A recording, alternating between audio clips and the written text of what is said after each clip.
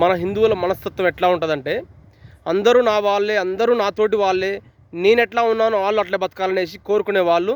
అందరూ అన్న, తమ్ముడు, అక్క, చెల్లి, చిన్నమ్మ, పెద్దమ్మ, పెదనాన్న, చిన్నాన్న అంటూ అందరినీ కలుపుకోబోయే తత్వమే కానీ మనది. ఎక్కడ కూడా వాళ్ళని ఆగం చేయాలి, వాళ్ళని ముంచాలి అనే ఇదిలో ఉండవు ఎక్కడ కూడా హిందువులందరం. కానీ నువ్వు అనుకునే వాళ్ళందరూ కూడా నీ వాళ్ళు అనుకుంటున్నావు కదా, వాళ్ళందరూ నీ వాళ్ళు కాదు. నువ్వు ఎప్పుడు సమయం దొరుకుతుందా అప్పుడు నిన్ను ఆగం చేద్దామా, నిన్ను చంపేద్దామని చూసేటోళ్ళే కానీ నిన్ను ఎప్పుడు కూడా నావాలనుకునే వాళ్ళు ఎవరూ లేరు ఇక్కడ భూమి మీద. కానీ హిందువులారా ఇక్కడైనా చాలా జాగ్రత్తగా ఉండాలి. ఇప్పుడు ఇది వచ్చేదంతా రానున్న కాలం అంతా కూడా చాలా ప్రమాదకరమైన కాలం ఇది.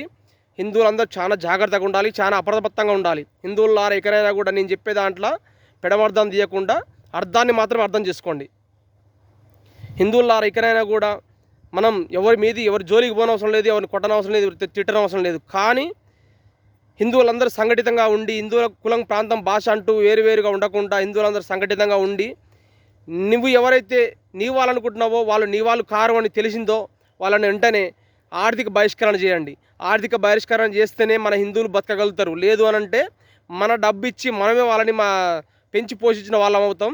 చూస్తూనే ఉన్నాం మనం చాలామందిని మన సొమ్ముతో, మన దేవాలయాల సొమ్ముతో, మనం ఇచ్చే ఫండ్లతో మనం ఏదైతే వస్తువు కొంటున్నామో దాని మీద ఒక ట్యాక్స్ పడుతుంది కదా, అటువంటి ట్యాక్స్ రూపంలో మనం కట్టినట్టు డబ్బులంతా కూడా వాళ్ళు దాన్ని వాడుకొని మనల్ని ఎట్లా చంపాలని చూస్తున్నారో ఒకసారి మీరు చూడండి. డాక్టర్లుగా, ఇంజనీర్లుగా, వ్యాపారులుగా ఇట్లా చాలామంది చాలా రకాలుగా వాళ్ళు ఎదుగుతూ ఉన్నారు. కానీ మన దేశంలో ఉంటూ తింటూ మన గాలి పీలుస్తూ మనల్ని ఇది చేద్దామని చూస్తున్నారు. తస్మాత్ జాగ్రత్త. ఇప్పుడు మనకి దొరికింది కదా, ఇప్పుడు మన ఒక హైదరాబాద్లో వ్యక్తి ఒక దొరికింది కదా, అతని దగ్గర ఒక ఆయిల్ ఉంది కదా, ఆ ఆయిల్ ఒక్క చుక్కతో 3 వ్యక్తులు చంపుతారంట. అట్లాంటిది 1/2 లీటర్తో ఎంతమంది చంపాలి, లీటర్తో 10 లీటర్లతో ఎంతమంది చంపాలి? ఒక్కసారి ఆలోచించుకోండి హిందువులారా. అది చాలా ప్రమాదకరమైనది, ఎవరికి కూడా అందుపట్టంది. ఒక బాంబో లేకపోతే కత్తో ఇంకోటి అయితే మాత్రం ఎమ్మటే మనం గుర్తించగలుగుతాం, బాంబు పేలింది అని, కత్తి పొడిచిరనేసి. కానీ ఇది అంతకంటే ప్రమాదకరం. ఇటువంటి భయోవారికి తిరుగుతున్నారు. చాలా జాగ్రత్తగా ఉండాలి. నీ వాళ్ళు అనుకుంటున్న వాళ్ళు ఎవరు కూడా నీ వాళ్ళు కారు. ఇక్కడ మనం అందరం అక్క, చెల్లి, అన్న, తమ్ముడు అనుకుంటూ తిరుగుతాం. కానీ అట్లానే వస్తారు అన్న, తమ్ముడు, అక్క, చెల్లి, తమ్ముడు, అక్క, అత్తమ్మ, బాబాయ్, మామయ్య అనుకుంటూ ఇట్లా తిరుగుతారు. కానీ వాళ్ళెవరు కూడా మన వాళ్ళు కారు. మనకు అర్థమవుతూనే ఉంది. మనం అందరం కూడా చూస్తూనే ఉన్నాం. అయినా కానీ కళ్ళు తిరగకపోతే ఇంకానైనా కూడా సెక్యులర్ అంటే ఎవరు లేరు భూమి మీద, హిందువులు మాత్రమే సెక్యులర్ అంటే. ఎందుకంటే అర్థం చేసుకోండి, మనం అందరం మన వాళ్ళే అనుకుంటాం. కానీ అట్లానే ఎవరైనా అనుకుంటారా? ఎవరు కూడా అనుకోరు అక్కడ. తస్మాత్ జాగ్రత్త హిందువులారా. మన రాజకీయ నాయకులు, దొంగ రాజకీయ నాయకులు 100 చెప్తారు, అది అట్లా, ఇది ఇట్లా, సెక్యులరిజం అట్లా ఇట్లా అని చెప్తారు. కానీ హిందువులకు మాత్రమే చెప్తారు. ఆల్రెడీ ఒక ముఖ్యమంత్రి గారు, మన తెలంగాణ ముఖ్యమంత్రి ఏమని చెప్పారు గుర్తుపెట్టుకోండి. ఎలక్షన్ ప్రచారంలో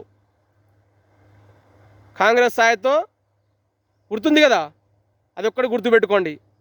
అట్లని నేను ఓట్లు ఫలానా పార్టీకే నేను అనట్లేను.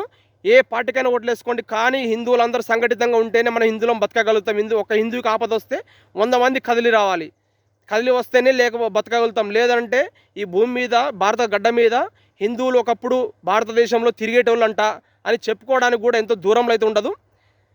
ఆ దిశగా ఈ సోకాల్డ్ సెక్యులర్లు కూడా చాలామంది ప్రయత్నిస్తూనే ఉన్నారు. ఏ ఒక్క రాజకీయ నాయకుడని మాట్లాడుతున్నాడా దాని గురించి? నిన్న ఢిల్లీలో జరిగిన దాని గురించి ఎవరు మాట్లాడరు. దానికి కారణం ఈ ఓటు బ్యాంక్ రాజకీయం. హిందువులు 100 రూపాయల నోటుకో, 200 నోటుకో అమ్ముడు పోతారు, ఇంకా వేరే ఎవరు కూడా అమ్ముడు పోరు అనే ధీమాలో ఉంటారు. కాబట్టి హిందువులారా, ఇంకనైనా కానీ మనందరం ఓటు బ్యాంక్ మారితేనే మన హిందూ సమాజం బాగుపడుతుంది. లేదు అని అంటే ఇంకా మన పని అంతే. హిందువులారా ఇకనైనా కూడా ఆలోచించాలనేసి నా చిన్న ప్రయత్నం. జై హింద్.